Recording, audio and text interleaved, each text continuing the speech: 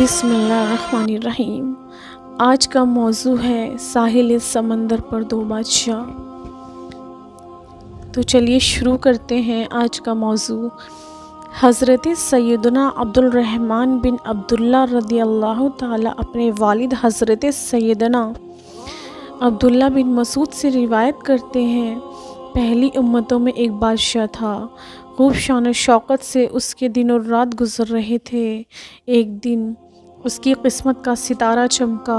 وہ اپنی آخرت کے بارے میں غور و فکر کرنے لگا کہ میں جن دنیاوی آسائشوں میں گم ہو کر اپنے رب عزوجل کو بھول چکا ہوں، ان قریب یہ ساری نعمتیں ایک دن مجھ میں منتقل ہو جائیں گی۔ میری حکومت اور بادشاہی نے مجھے اپنے پاک پروردگار کی عبادت سے غافل کر رکھا تھا۔ چنانچہ وہ رات کی تاریکی میں اپنے محل سے نکلا اور ساری رات تیزی سے سفر کرتا رہا۔ جب صبح ہوئی تو وہ اپنے ملک کی سرحد عبور کر چکا تھا۔ اس نے ساحل سمندر کا رخ کیا اور وہیں رہنے لگا۔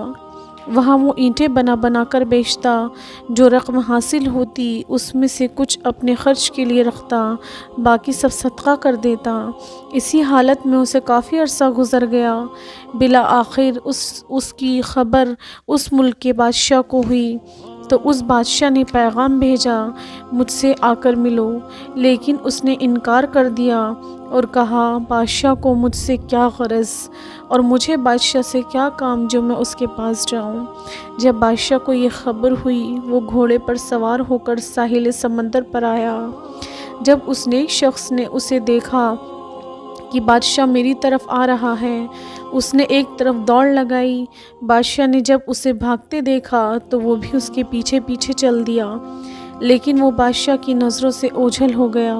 جب بادشاہ نے اسے ڈھونڈ نہ سکا تو بادشاہ نے بلند آواز میں کہا، اے اللہ کے بندے، مجھ سے خوف زدہ نہ ہو، میں تجھے کچھ بھی نہیں کہوں گا، میں صرف تجھ سے ملاقات کرنا چاہتا ہوں۔ جب اس نے یہ سنا تو وہ بادشاہ کے سامنے آ گیا۔ بادشاہ نے اس سے کہا، اللہ تجھ پر برکتیں عطا فرمائے، تو کون ہے اور کہاں سے آیا ہے؟ اس نے اپنا نام بتایا اور کہا، میں فلاں ملک کا بادشاہ تھا۔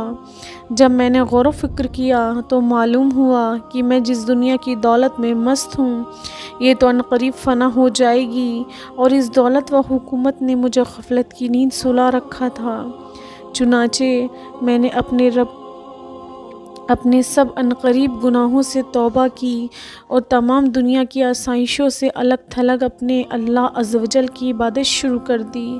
اللہ عزوجل میری اس کوشش کو منظور و قبول فرمائے۔ جب بادشاہ نے یہ سنا تو کہنے لگا، میرے بھائی، جو کچھ تو نے کیا میں تو اس سے زیادہ اس کا حقدار ہوں۔ یہ کہتے ہی وہ گھوڑے سے اترا اور اس نیک شخص کے ساتھ چل دیا۔ چنانچہ وہ دونوں بادشاہ ایک ساتھ رہنے لگے اور اب وہ ہر وقت اپنے رب کی عبادت میں مصروف رہتے، اور انہوں نے دعا کی، اے ہمارے پروردگار، ہمیں ایک ساتھ موت دینا۔ چنانچہ ان دونوں کا ایک ہی دن انتقال ہوا اور ان کی قبریں ایک ساتھ بنائی گئیں۔ حضرت عبداللہ بن مسعود فرماتے ہیں، اگر میں ہوتا تو ان کی قبروں کی جو نشانی صلی اللہ تعالیٰ علیہ وسلم نے بتائی تھی، میں انہیں ضرور پہچان لیتا۔ اللہ کی ان پر برکت اور رحمت ہو اور ان کے صدقے میں ہماری بھی مغفرت ہو، آمین ثم آمین۔